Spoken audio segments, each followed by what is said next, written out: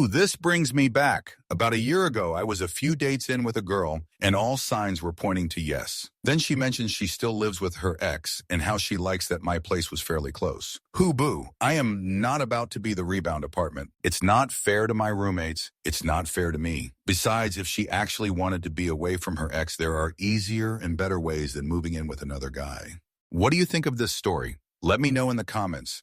Don't forget to subscribe to the channel and hit the bell. Enjoy. What is your red flag in a woman or man when you're in the early stages of dating? Story 1. I dated a guy for 2 months that flat out told my dad we started dating just before my birthday, so they met for a birthday dinner. He wanted to get me pregnant so he could lock me in. I then found out he had a separate life when his other girlfriend found my phone number on my business page. Story 2. Blowing up my phone at 2 in the morning is a big one for me. I don't mind so much if it's 1 or 2 messages late at night, so long as they obviously know most people are asleep around then. But if I wake up to like a dozen or so texts where they're growing increasingly mad that I'm not responding, it's a red flag. Story 3. If they aren't willing to compromise on things, or they think their time is more precious than yours. My ex lived about 30 minutes away from me. I always met at his place or his town for stuff, be never the other way around because he was too tired. It got under my skin because he literally was a 5-minute drive from his job, and I already averaged about 90 miles a day for work alone. So I drive for work, go home, and then drive to his place. One day he tried rushing me out of our morning yoga class that ran over time, got really uptight about it so he wouldn't be late for work, still 5-minute way. Meanwhile, I was going to have at least a 25-minute commute to get to my job and wasn't that worried about it. I broke things off for other reasons, but that one really buttered my rolls because I dealt with it every day. Story 4. When I feel like I have to initiate every single contact between us, and if I don't, we simply won't talk that day. Edit. Thanks for the gold. Since it's come up a lot, I should clarify. It's not a requirement to actually talk every single day, but the overall point is, no matter how frequently we talk, I don't want to feel like I'm always the one that has to start the conversation. Answer. Not in dating, but trying to maintain a friendship after work. Had a buddy I worked with a lot, sat next to him at work. We chatted up about games and stupid memes. Eventually, he moved to a different company. And I always, if he wanted to keep in contact and keep hanging out, which he said okay. Every month I'd text him and see when he wanted to hang out and we'd meet and chat. I started noticing that if I just forgot to text, I'd get nothing from him, so I slowly just stopped. He never sent anything. Text, Steam, Discord, nothing. Looking back, I think he was more passive of a dude, and I tend to be a bit pushy and loud. So it's entirely possible he just hung out with me because he had nothing else to do, not because he actually wanted to. Story 5. Being flaky with communication and or meeting up. To an extent, life can and will get in the way, but there's a certain level of enthusiasm you want to see from a potential partner. And if they can't muster it during the honeymoon stage of dating, it's probably not going to improve later. Edit. My first award. Thanks, kind soul. E2. And more. Y'all are really nice. Answer this. My sister had a BF for around a year that, for the most part, we forgot they were even dating because they just FaceTimed each other at night. And she went over to his house 3 minutes away, like twice a month. We found out a few weeks ago that that was because he was dating someone else as well. I don't know for how long he was, and I don't want to ask because it's still a touchy subject. Story 6. If all their exes are crazy or assholes, I've got a few normal exes that due to life circumstances on one side or the other or both didn't work out. I've got a few that we just weren't long-term compatible. And like most, I do have a couple that are, at least they were different kinds, batshit crazy. But if all their exes are jerks, it most likely means that they are the jerk. The 2 crazies I dated both spoke this way about all their former relationships. Answer. Also remember that crazy doesn't always occur in a vacuum. Some people are naturally batshit, yes, but I've known a lot of crazy enablers. They throw metaphorical gasoline into a crazy person's fire. A friend of mine loves crazy women and the passion they bring. His girlfriends would always get mad over something trivial. He would then push and push until they snapped. They would break up for a day and then get back together. He done this with 6 women over the last decade. Story 7. When they're way too clingy. My ex told me he loved me 2 days after we were dating, wanted to meet my family after 3 days, called my cat our son, constantly planned our future and how our kids would look like in our wedding, and him smart enough to know when to nip this shoot in the bud. Answer. I'm going to agree with you 99 here. The only one here is, take my wife for example. A few days into us actually dating, she said she thinks she loves me. She understood that I might not feel the same way. Nothing about kids, family, weddings, pets be called children till way later on. Actually, we never called our animals children, even though we both like pets. Story 8.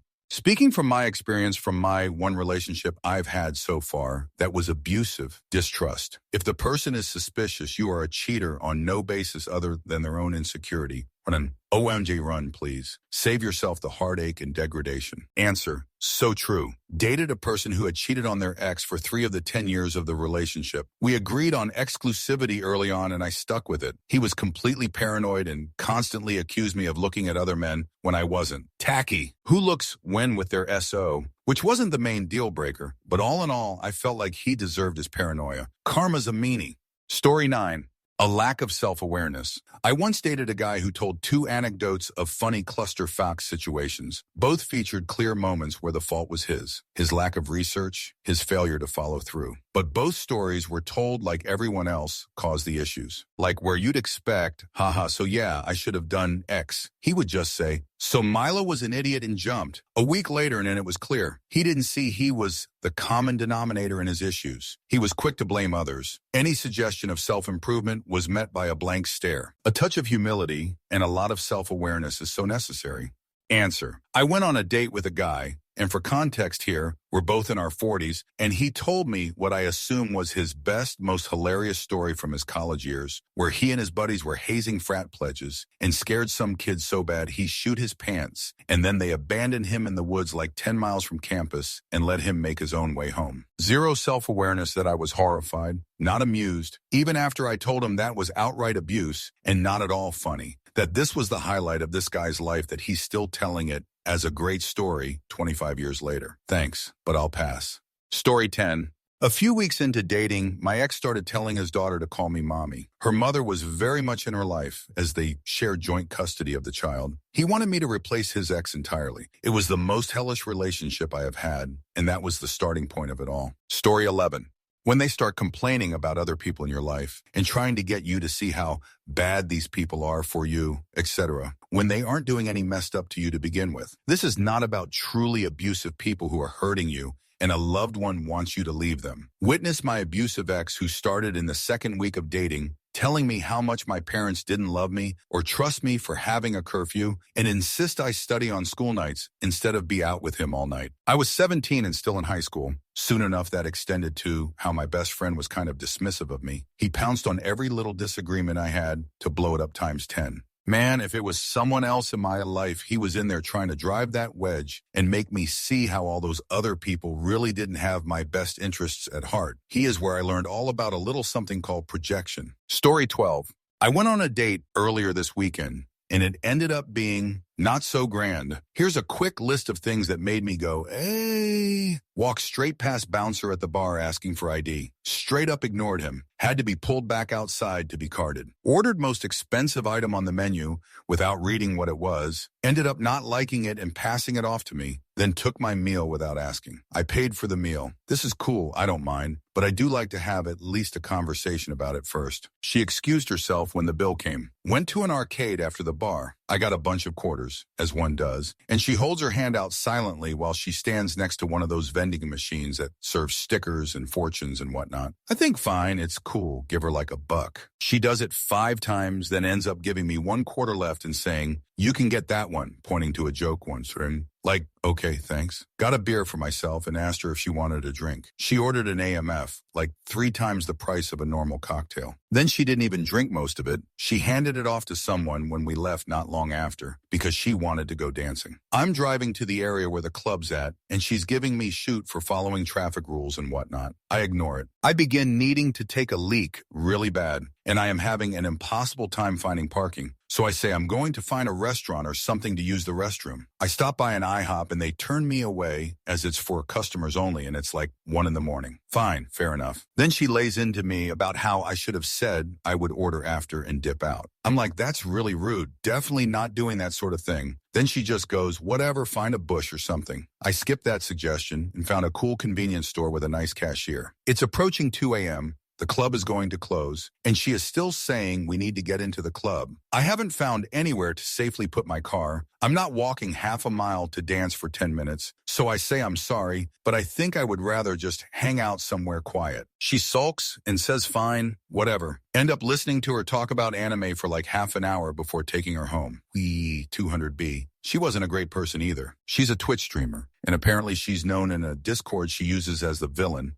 basically shoot-talking anyone she can and belittling people for fun. She laughed about how she made a heroin addict dance naked. I was appalled. So yeah, that was a fun and expensive night. Story 13. Someone who compliments you way too much. This might sound weird because, of course, everyone likes being complimented. But when I'm talking to you about something serious, I don't want to hear sorry. I couldn't concentrate, you're so beautiful, or wow, I haven't heard a word you said, because all I want to do is kiss you all the darn time. This sort of clues me in that, yeah, I'm pretty, but you've put me on such a high pedestal that you can't see me as anything less than a goddess, and I want to be in a relationship not worshipped because you have a weird alternative tastes, if that makes any sense. Story 14. Asking where I am, who I'm with, what I'm doing constantly. Sure, it's just a question now, but in 5 months, it's not being allowed to be certain place with certain people. Controlling behavior is the biggest red flag there is. Shut that shoot down immediately.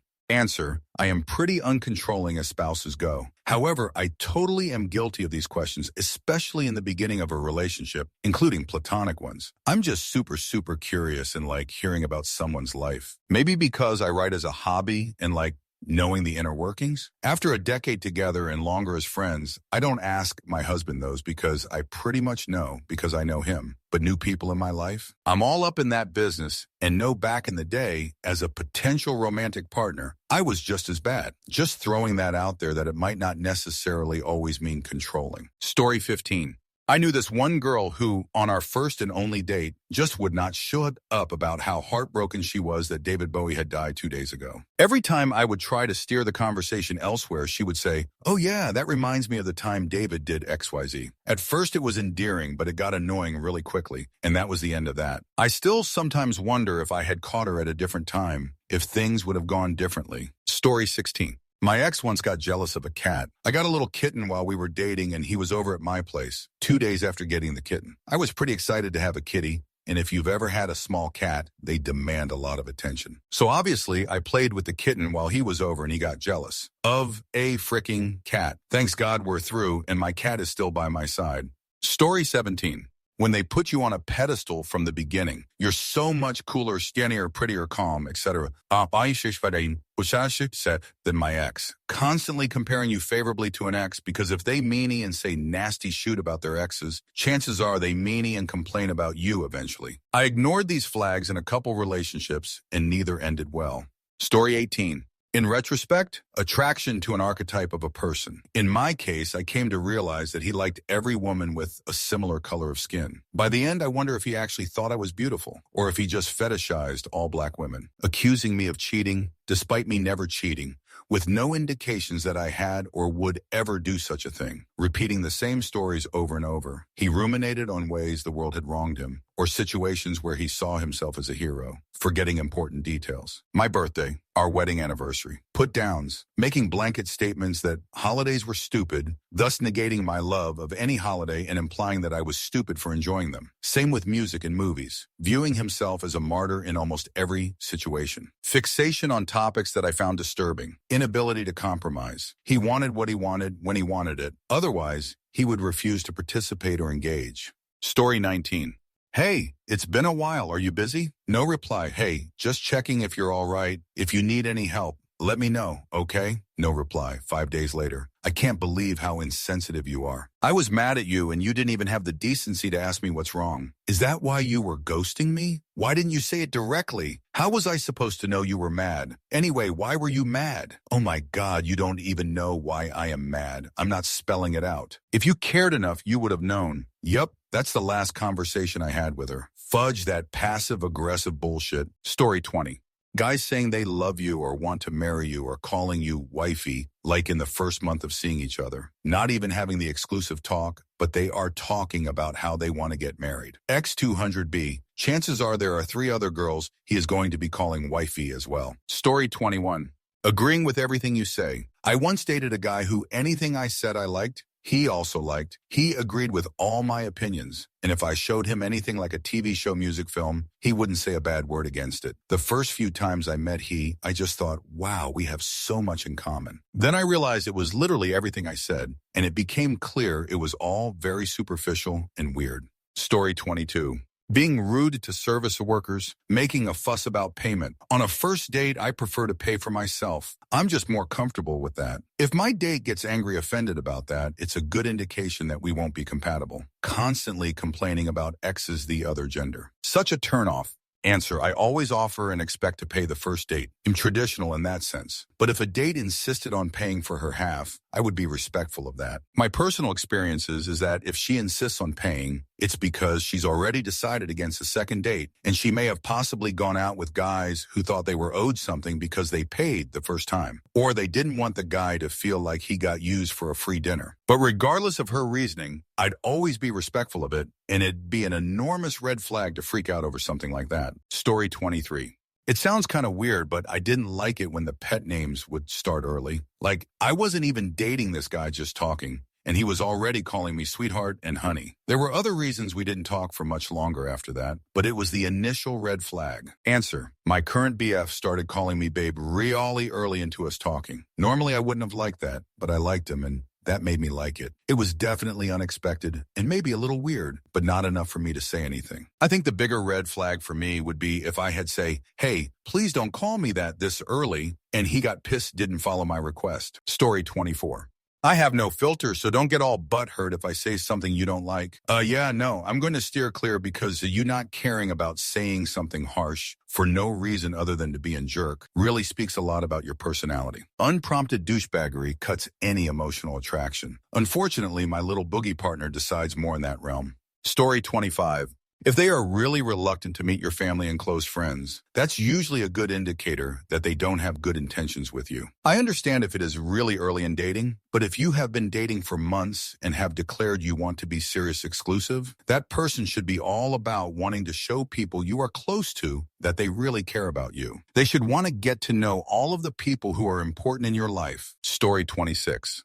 How early she brings up kids and how often, especially if she also says things like, I don't like condoms and birth control makes me moody. Any one of those things, not terrible. In combination, she's trying to pull a kid out of you. And for those who say maybe she's testing you, fudge off. I'm a human being, not a piece of tank armor. I don't need to be stress tested. Story 27. Story time. The time I ignored hundreds of red flags. I met a good-looking guy about 7 and a bit years ago. He seemed nice enough, and I was a mess, partying to numb some pain. Definitely not healthy. Side note, ladies, if you're a clear mess and some dude is into it, red flag 1. This dude claims to love me after a month of dating. Red flag 2. You cannot possibly love me. I have told you nothing about me, and we've only hung out like a handful of times. But like I said, I was a mess and just went with it. 3 months in, and this dude is controlling. I had rules. He had moved himself in with me and was asking me to marry him. I may have been a mess, but I did say no a bunch of times. Huge red flags 4 to 100.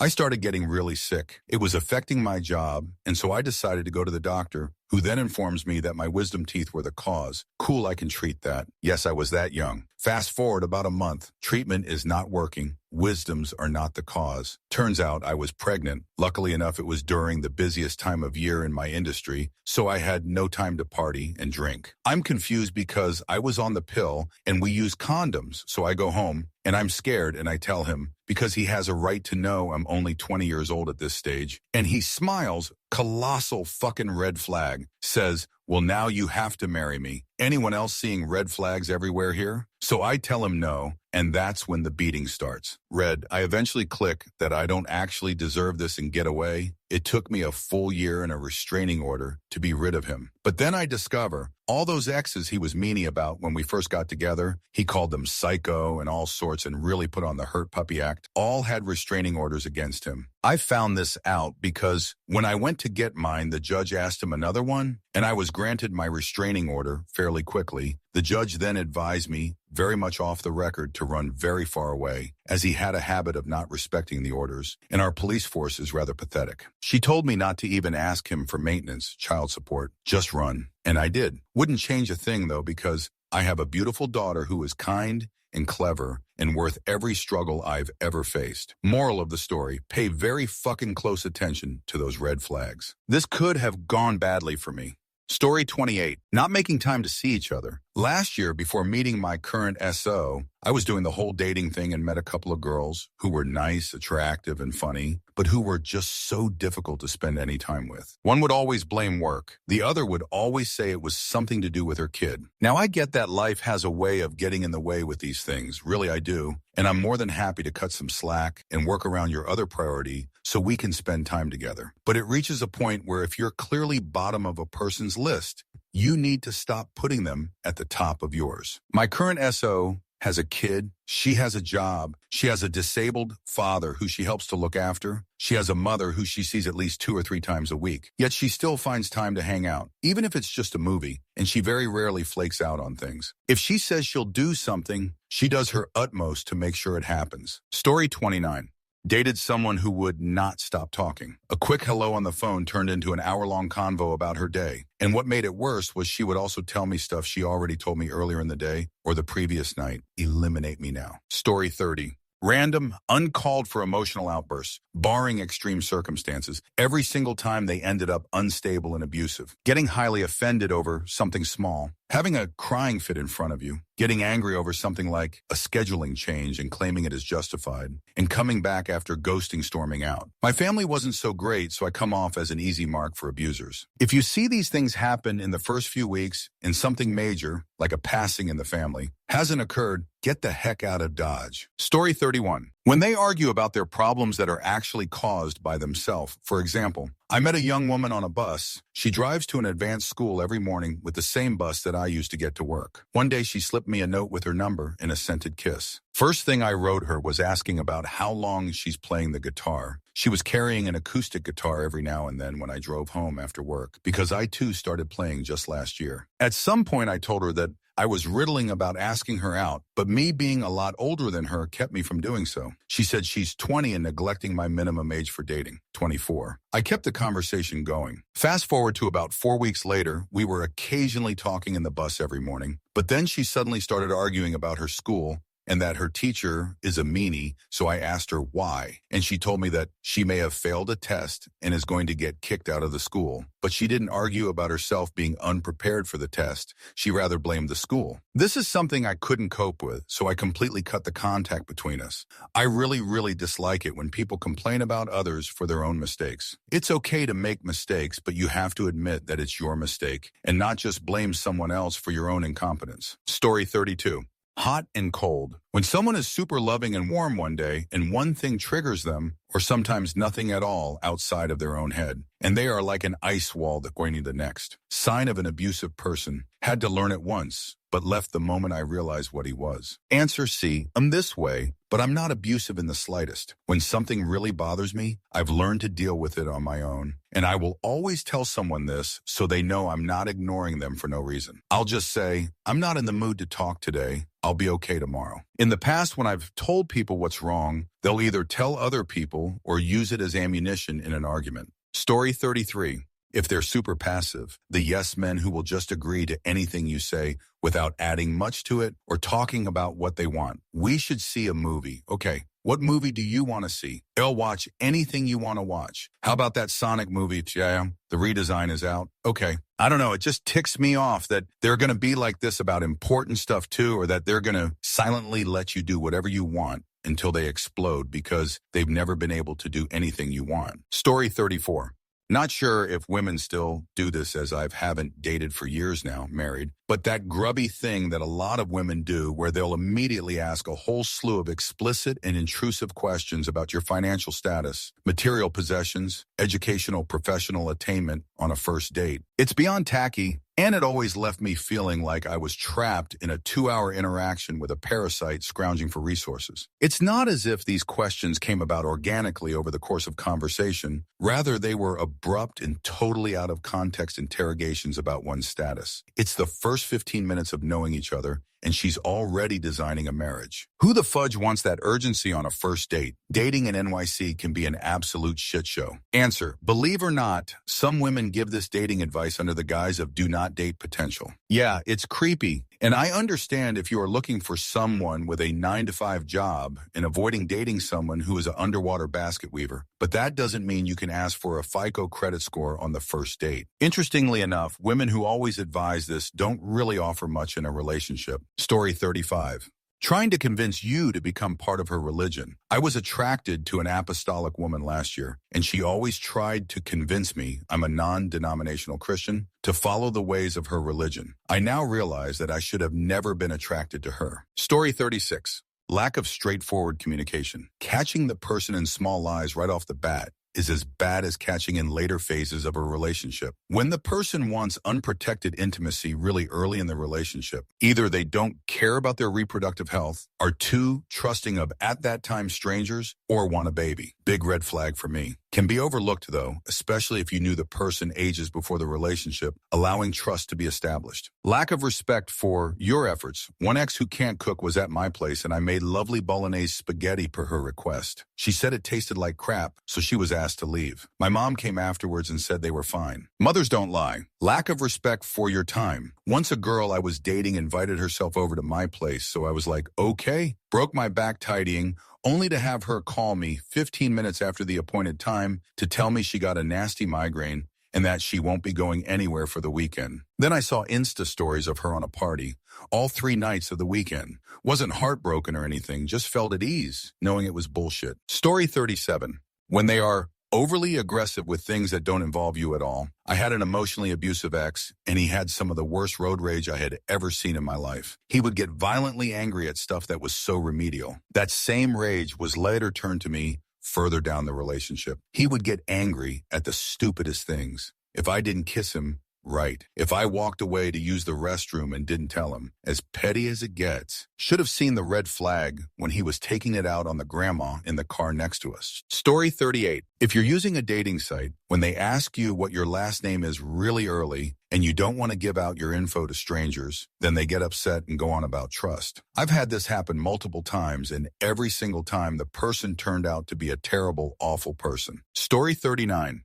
Giving your partner the silent treatment instead of voicing your concerns. Ghosting your partner but having the time to call your friends. Lying about small things. Needing to have updates constantly about where your partner is and who they're with. Not wanting your partner to be around people of the opposite gender. Constantly criticizing them even in a joking manner. Story 40. I was with a girl once. Before we went into a bar, she had to take her pills, which were like 4 different ones. Then at a different bar, coincidentally, the girl's aunt was there and asked if we were dating. I replied, we're on a date now. To have her reply, oh, you're still showing up to the dates? That one flew over my head, so I asked the girl I was with what she meant by that. Mind you, that was her aunt. The girl said, it's 'cause I'm crazy. I soon stopped seeing her. Story 41. Red flags from my past, talked about conspiracy theories, invitations to church, or family religious events. I guess that's one way to plant substance out the atheists on a first date, but still creepy. Wanted me to feed her at the restaurant like a baby. Makes comments on passers-by, all negative. What a slut. Where has she learned to dress, etc. Any talk about brand names of things they own. Checking their phone constantly. Tapping out texts nonstop. Showing up more than a few minutes late. Showing up late and not commenting about it like it's completely okay. Being competitive with every subject matter or during the date. Wants to turn a walk around the park or city into an endurance match, or if you got a promotion, her job is more important. How much money do you make? Really? I do more and I make less. Rambles about family tragedies or ex-boyfriends or dads that abandoned them without any prompting. Not first date conversation. Some I dropped immediately, some I ended up in regrettable situations later on. Always trust your gut. Answer. TBH, I like to drop a little bit of baggage early on. I can be a total anxious, depressed mess sometimes because of stuff that's happened in my life, and know I need a partner who is empathetic about my struggles and willing to be emotionally available. So if that is too much for someone, it's better that neither of us wastes our time. Just a thought on that last bullet.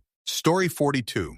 I dated a young woman once who already had a child. This in itself, not a red flag at all. Once you get past a certain age, it's just something that comes up when dating. However, from the beginning, I was very clear about the fact that I didn't want to be the father figure as we just become a couple and we're still getting to know one another in that context. I realized, of course, that when you date someone with a child, it's impossible to exclude them from the relationship. I was perfectly fine with having the baby along on dates if a sitter couldn't be arranged. It didn't bother me at all to help out here and there when we were spending time together. However, when we were less than 2 months into the relationship, having her constantly berating me for not spending enough time with her daughter was the beginning of a series of issues in which I had to remind her that it was too soon for that kind of thing. By the end, which included multiple issues already mentioned in this thread, I was being treated like the deadbeat father. I ended up having to end the relationship. I really hope that she ends up happy eventually, though.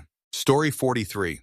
Her. I've never been faithful to anyone. Me. Probably be fine age 200B 18 months later. I joined Reddit to participate in the subs for recovering from a relationship with people who have narcissistic personality disorder. It wasn't so much a red flag as her walking up to me, surrounded by a mariachi band, holding a large neon sign that says, "Hey idiot, this is a red flag." Story 44. I went on a couple dates with a girl, and on our third date, I took her to Cheesecake Factory. I've always been fairly old-fashioned when it comes to dating. The man should always pay, chivalrous, etc. Our conversation was going decently well, and she ordered a massive 16 salad. The entire time we were there, she took 2 bites, and when the server came to ask if we needed boxes, she said no. I asked her if she was just going to throw it away. She then proceeded to tell me, "Yeah, what the hell else am I going to do with it?" I thought that spoke volumes of her character. So I kindly told her things weren't going to work out. Also, I took the salad home and enjoyed it as leftovers. For the record, she was an attractive, well-established nurse. It just blows my mind when someone is willing to waste that much food for no good reason.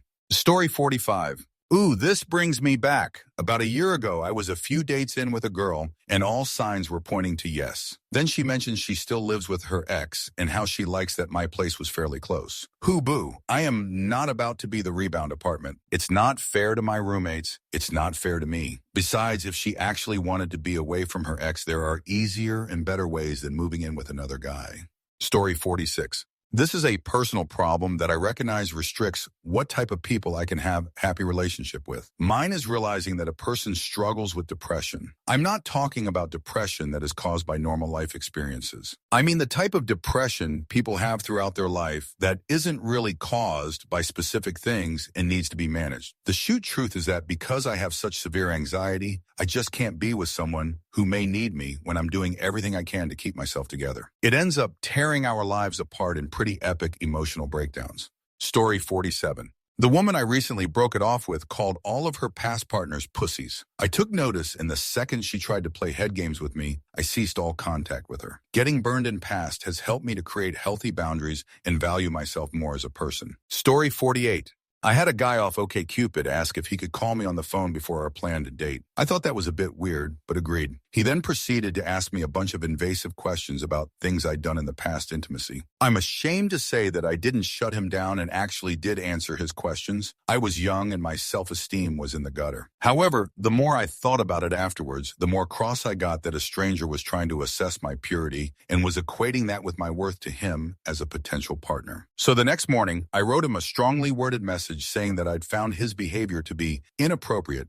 and wanted to cancel our date. He never replied and we never met. Story 49. Hygiene. I was once with a girl who refused to apply deodorant. Our first intimacy encounter, I discovered her bush was, well, you would need a torch to find the entrance. She was good looking too. Confused me how she could look so darn nice but then refuse to maintain the undergrowth. Mind was blown. Another one refused to use toothpaste, simply used water and thought that was enough. Never mind the fact it smelt like a sewerage works in that mouth. She masked at night. I met her with gum. Both of those were very short relationships. Story 50. I had a girl yell at me because she thought I was an hour early picking her up to go see a pro soccer game. I wasn't. She knew what time the game started. She was cute, smart, and I really liked her, but that pretty much did me in. I was pretty sad about the whole incident. Plus, she was Catholic, so there was that. Story 51. Straight up refusing to let me pay my half or carry my own bags. Look, guys, it's really nice when you offer too. I'm not some crazy meanie who tells you that I don't need a man to do shoot for me, but you don't have to do anything for me. I'm fully capable of carrying or paying for myself. I've dated two guys who have refused to let me pay for my own food when on dates or carry my own bags when shopping. Both times it had gotten to a point of pissing me off. I'm not helpless. Be nice and offer sure. Sometimes they'll let you if you really want to pay carry stuff. But if I say no, accept that it's a no. It's probably a really petty thing to be bothered by. But IDK, you come of really controlling when you do that, and both times they have been. Story 52. This is not generally a red flag, but for me it is. Women who dance a lot, and just two, but each time I've dated a dancer, she's been upset that I don't dance, started dancing with someone else, then gotten really into that person. Not much of a sample, I know, but my girlfriend doesn't dance, and I'm perfectly happy with that. Story 53. Instant emotional dependence. I think it happens to me a lot because I'm kind of a pushover and don't try to fudge or anything right off that bad. I generally enjoy listening to people talk and will give them advice affirmation just to be nice. I've dated a couple girls where they start getting dependent on me really quickly, just trying to say that you're perfect together and the only nice guy they've met and stuff like that. Maybe trying to slip in an I love you or start talking about long-term plans within a week or two. That's also followed up with possessiveness and an insane amount of contact. I was talking to a girl for a while that no matter when I messaged her or what she was doing, I'd get a response in less than a minute. Really kind of hurt my perspective on dating because I either see it coming from far away or take normal hints of mutual attraction as they're not interested. Answer, holy shoot, I've had so many people realize that they just want me as a therapist. Suddenly, I'm listening to all of their childhood trauma. Then they realize they're not interested in dating, but they still want to text back and forth all day, every day, so that they can dump all their problems off. This has happened way too many goddamn times. I'm tired of being everyone's therapist. Story 54. After my first stalker, I was able to tell from the way they look at me. If I catch them looking, like checking me out, or in the case of my coworkers just ogling me in the workplace, and they look away, that's typically out of embarrassment, and that's most people's reactions. The ones that don't look away, though, and just keep looking, shudders. Those are the ones I steer clear of. If they don't look away, I usually put them in the same category as my first stalker. If they look away, that's no guarantee they don't have red flags. You just have to dig deeper to find any. That's just my initial warning red flag. Story 55. When they seem to try overly hard to care about your problems, but then care jack shoot about everyone else's problems, tells me they are putting on a mask to make themselves seem more attractive to me. Since I make it very obvious in how I behave, I prefer empathetic partners. Story 56. The lack of giving a shoot how the other side is doing. I was talking to a girl a few months back. At first, it was amazing with her, and after a while, texts got less frequent and shorter. I thought I could fix it by going out more, but it just seemed like she did not want to. I was the only one initiating contact. I was the only one calling her to go out. I was the only one asking how she's doing, but she had no clue what is going on in my life because she didn't give a shoot. I called her 4 times to go out, and each time she had something else to do. The last time she canceled at the last moment and did not try to set an alternative time. To see if my absence would be noticed, I vanished for a month. No calls, no texts, no nothing from her. It was clear at this point that the entire thing has failed. Story 57. When they are not comfortable with themselves or they make too many self-deprecating jokes. Self-deprecating jokes are not funny to me. It makes me feel bad for you. 1 or 2 is fine here and there, but I can't stand it when everything is a self-deprecating joke. This goes for friends as well. Story 58. Any kind of aggression, big or small. I got into a tick with a girlfriend in high school I'd been dating for about a year. I'm fairly easygoing and usually careful about what I say when in an argument. We were bickering, but it wasn't anything big. Then she slapped the side of my arm. It was weak and didn't even hurt, but it was motivated by pure anger. In hindsight, that was the canary in the coal mine. When I went to split up with her, that's when the real crazy came out. Story 59. When she gets mad at me about things trivial or those I don't have control over. I mean, if simple sorry isn't enough after a doctor's appointment that got longer than I expected, then something is wrong. ALS smoking, at all, and adult beverage abuse. Story 60. If she's get offended multiple times about something that didn't meant to offend her and she's unable to talk, discuss, or reason in order to get this problem out of the way. Seriously, if you want someone to have a conflict with you, probably shouldn't try to love them in the first place. Edit. Same thing for guys, of course. I just happened to meet a girl like this. Story 61. When they can't spend time with you because of some legitimate reason, work, family, etc., but they still don't want you to go out with your friends. Another one is when they make disparaging comments about how you've dressed or your makeup. Combine those, and it's a huge red flag. A strong possibility that a life of verbal and psychological abuse is in your future. Story 62. Trying to change your sleep schedule. Odd, I know, but hear me out. I'm a night owl and have been for over a decade since college. I'm not an insomniac, but midnight is my usual bedtime. As I approach 30, it's very common for this to be an argument with my partner at the time. I can't tell you how many times I've told someone, you don't need to stay up with me and mess up your sleep schedule. They'll join you in a couple hours. Or if I go to bed at 8 like you do, it'll lie awake for 3-4 more hours. A lot of people take not going to bed at the exact same time as some sort of he doesn't love me issue. Or maybe I'm going to disappear into the night. I'm not sure what goes through their minds. If you want to cuddle me till you fall asleep, I'm down and that's cute, F. But I'll slip out once you're out and play a game or watch TV. Yet even that isn't okay most of the time, because then you get the people who wake up at like 11 and realize you're not there and come ask, why are you up? Come back to bed. I'm up because I'm an adult and don't have a bedtime, and you slept just fine before we met. So I know me not being next to you isn't affecting your sleep. Story 63. Excessive use of pet names. It feels weird and forced, and it really makes it seem like they are trying too hard. I stopped talking to a guy before because every conversion went like, hey, beautiful. How's your day, angel? I hope everything is going great for you, gorgeous. Have a great day, sweetheart. It just felt wrong, IDK. Story 64. Clingy is number 1, shown by Reddit. 2 is pushy. When they ask for a kiss too early into the relationship, or pushing to be more intimate when y'all are not ready. Fight for your lives. Run, hide, fight. 3 is when they know you are not in the right state. AICE. Just dropped a relationship, been duped, neutral termination, job loss, mentally unwell and may need immediate treatment, but only on their or the government's terms, etc. To be ready for a relationship, or they know they're not ready for another relationship. 4 is when they treat their friends poorly. Just wait for your turn to get the full storm. Do not just run away sonic fast, ASAP, and never look back, unless for education purposes. Story 65.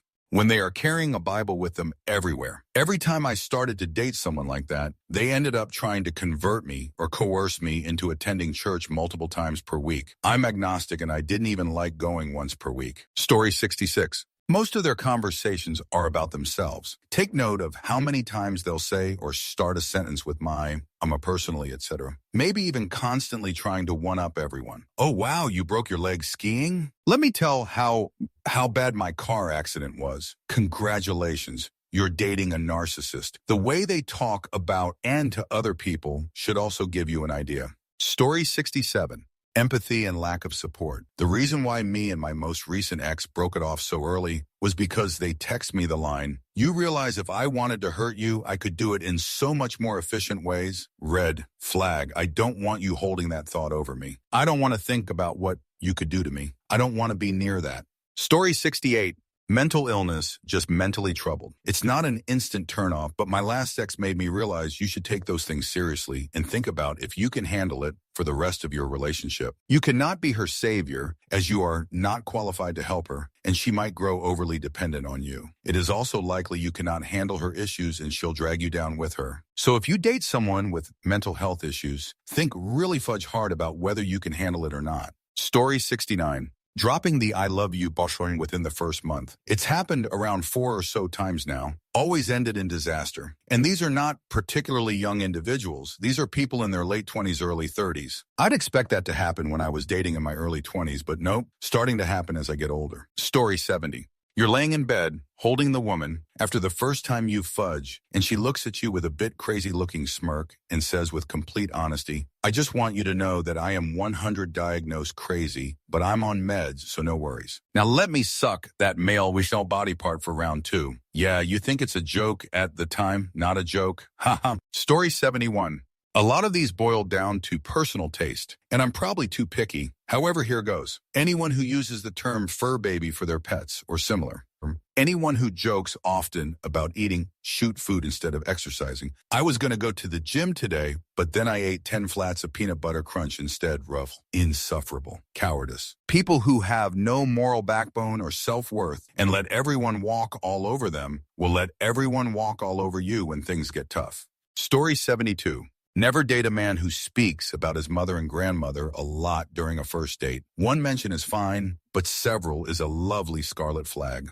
After a few months of dating, I broke up with him for it. The man was one scientific experiment away from reattaching the umbilical cord. Story 73. Alcoholics. I don't have an issue if you have a few drinks here and there. If consuming adult beverage is the only way you can have fun, then go find another alcoholic. I remember getting a snap from this one chick where it was around 10 a.m. and she was fucking destroyed in the NYC on a Tuesday. Like WTF, I noped the fudge out of that one, especially when I asked her about it. And she goes, "Oh, I do this all the time." Yeah, no thanks. Story 74. If they are employed by or receive money from their ex-boyfriend, obviously I'm not talking about child support, etc. That's understandable. But if they're driving a car he is paying for, red flag. Happened to me. Turned out he wasn't aware they had broken up. Story 75. Went on a date with this young woman. Incredible body, outgoing, active, engaging. Just the works. I ask her out and we have dinner. Near the end, the bill comes. Right before I can pay it, I get a cell phone call I had to take. I excuse myself. After 5 minutes, I come back and she's gone. The waiter is standing there asking me to pay my half. Turns out she thought I was refusing to pay for her meal and just paid her half and stormed out. I caught up to her and explained I had every intention of paying. It's just that I had an emergency call to take before I could pay the bill. No excuse was good enough. No second date, no second chance, no nothing. Red flag to me right then and there that she was the type to get worked up over the tiniest thing. Story 76. I feel this only works because I tend to date more nerdy or geeky people, but I pay very close attention to who their favorite fictional character is. Oftentimes, you like that character so much because you relate to and understand them the best. So that means you are also likely to be similar to that character with similar traits, and so that can just be an early warning sign as to how they may treat you. I dated a guy who really liked the Joker, and he sure as hell treated me the way the Joker treats Harley Quinn. Maybe a little bit worse because he genuinely saw me as his property to do with as he pleased. And then I dated a guy who was super into any fudge idiotic addict character. Every time he came over, he went straight for my booze and plant substance, and I got the feeling he wanted to use me to get to worse substances. Now I'm talking to someone who's super obsessed with Nightwing from DC Comics. Huge ho, has slept with the whole goddamn city, but is a really great guy and will do whatever he can to help you out. So yeah, a person's favorite character says a lot about them. Always watch out for that. Story 77. When I'm on call, she knows this, and have to cancel a date or hang out because I have to work, and she gets super upset and makes me feel like a shoot person. Just happened recently, and I had to stop that before it even started. This is how my life is, unfortunately, and if it's going to bother you this much now, it will never work. Story 78. If he doesn't like my cat, he's gone. I'm more forgiving if he has allergies, but tries to at least find some over-the-counter stuff to deal with it. But my experience is that someone who can't get along with your pets is not a good person to be around. Story 79. Red flag I should have seen for to end things earlier. Constantly complaining about her family, not really loving her, when all I saw was them trying to help her. They welcomed me with open arms and even invited me places during school breaks. Another one, different person. Can't see the floor in their bedroom, ever. I never knew if I was stepping on something breakable or one of the figures he collects. Somehow I'm still with him, but I'm pretty sure it was because he actually tried to make our mutual place cleaner. If I'd known it was going to be this annoying, I probably would have not started something. I'm just really glad he's trying to change on his own. Story 80. When they speak like a literal child to seem cutesy and overshare like all hell on your first time meeting them, then they get into a massive fight with a friend and they both throw the most childish points back and forth until it's not even a rational or coherent argument. All in the meantime, you're sitting next to her on a park bench at 3 a.m. in an uncomfortable Halloween costume, freezing and wondering how you can just drive home without seeming rude. Story 81. If they treat their pets badly, neglectful, abusive, because that'll end up being you. Also, if they constantly text or call you when they know you're with other people. If they seem overly suspicious of you cheating on them, there's a good chance they are the ones cheating. If they're overly insecure, in my experience, those insecurities have been projected onto me unfairly. We all have our insecurities, but if they are unable to handle them in a mature way and lash out at others, this is not a good sign. Story 82. Of course, there are other bigger things, but with men mostly I look at their nails. Long, uncut nails, but a well-combed, healthy hair shows that he only really cares about his looks and not much about more intrinsic hygiene. Once I dated a freak that kept his right-hand nails long, but trimmed the other hand because he played the guitar. With women, there's usually nothing like that, but I have yet to date a girl, so not like I can know for sure. Story 83. Asking me, what do you do for work? Within the first 2-3 messages on a dating app. You're either asking me about how much money I make or if I'm boring. You could have asked me about anything. Pictures on my profile, hobbies, passions, books, movies I've read lately, etc. But you went for work. Work is work. It's rare to find people who actually enjoys work out there. It's work. That's why it's called work. You've shown your true colors within 2 to 3 messages, so I should be grateful, but my God, the worst. Story 84. From experience, the following items. When they tell you that their entire family calls them princess, when they insist that they want everyone to know everything they have achieved throughout their life, talk about marriage on the first date, has a very unrealistic view of how the world works, i.e., thinks everything will work out like it does in Disney movies, refuses to understand that I need my me time each day to unwind from work, quits a job for me you. When they ask, when will you be home? About 10 times within a 30-minute period, when I tell them I have a 1.5-hour commute, has horrible financial awareness. To expand on this, they have to spend money they earn the second they get it, which leaves no money for bills and rent, ending in them getting evicted. Insisting that I must know what I did wrong or didn't do when I can't read minds and have no idea what I may or may not have done did. When they respond with, is it because I'm not pretty? When an ultimatum is given to choose between a friend I've known for almost 2 decades over her because obviously I must have a crush on said friend's fiancé despite the fact that I don't and never have. Doesn't understand why I like listening to certain artists. Thinks it's because they must be prettier than her. These are all the same gal, and I don't regret breaking up with her. I do hope she gets the help she needs or realizes she needs it. I don't hold any of this against her, as I choose to use that relationship as a learning opportunity about myself and not as an experience to drive me away from dating. Story 85. Gossiping. This is a red flag for me and friends too. It's okay to complain or vent about a situation or something mean someone said. But gossiping involves talking negatively about people with unreliable information just for entertainment. And for me, that just shows a specific lack of kindness or thoughtfulness. I'll be nice to you even if you gossip, but I won't feel that comfortable with you.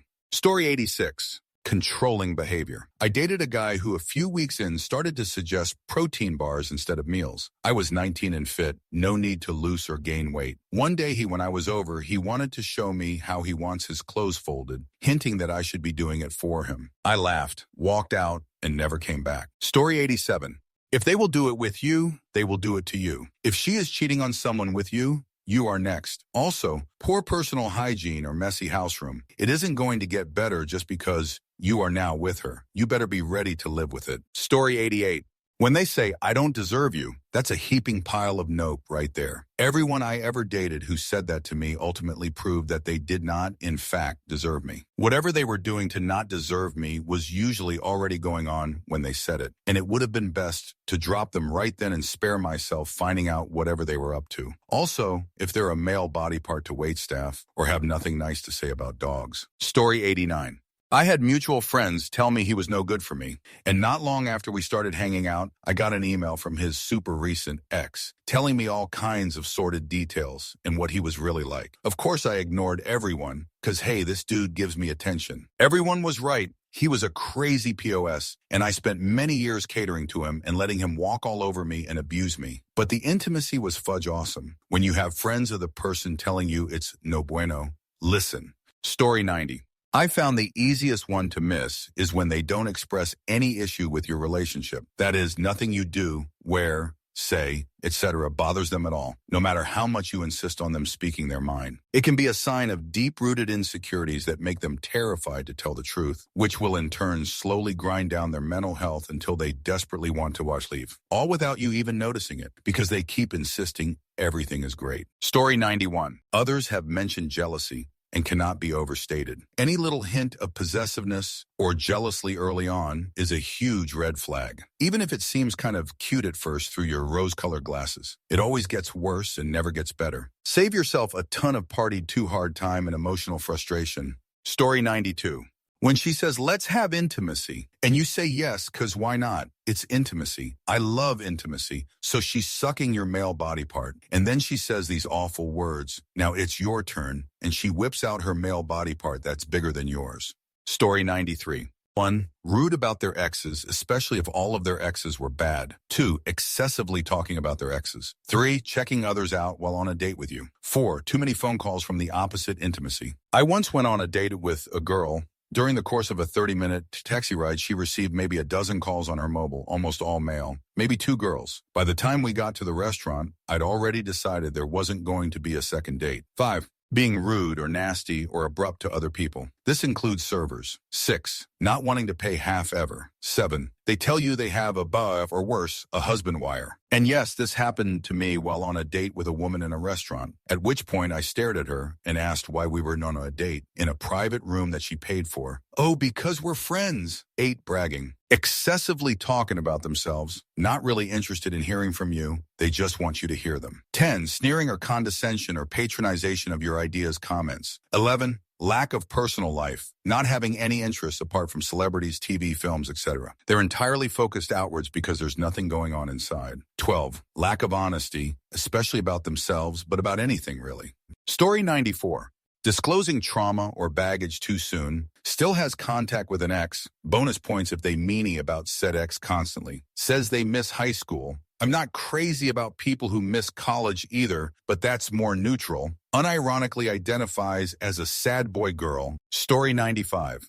I once dated a girl in my early 20s that was about my age. Super nice, really beautiful, and absolutely 100 my type. Everything went fine at the beginning, but then, while on our 3rd date, her mother called. The girl picked up, and without even saying hello, started yelling at her. Like, what the okay, Mom? I told you, I'm on a date for shak's sake. Can't you just leave me alone? What is so important now? I dislike you. The yelling went on for a while, and since I sat very close to her, I could hear her mother's voice, and it was calm and gentle, always trying to calm her down, which didn't work, obviously. After a few minutes, she hung up, said, sorry, where were we? And acted like nothing had happened. I told her this isn't going to work and broke off contact with her immediately. As someone deeply respecting his parents, this was so against my morals. I just saw no other option than to back off. Story 96. If they treat any service providers or family members like trash, if you can't treat other people with some respect, how do I know you're going to treat me right? It scares me when I see people who blatantly disrespect cashiers, waiters, waitresses, etc. A major, major red flag. Story 97.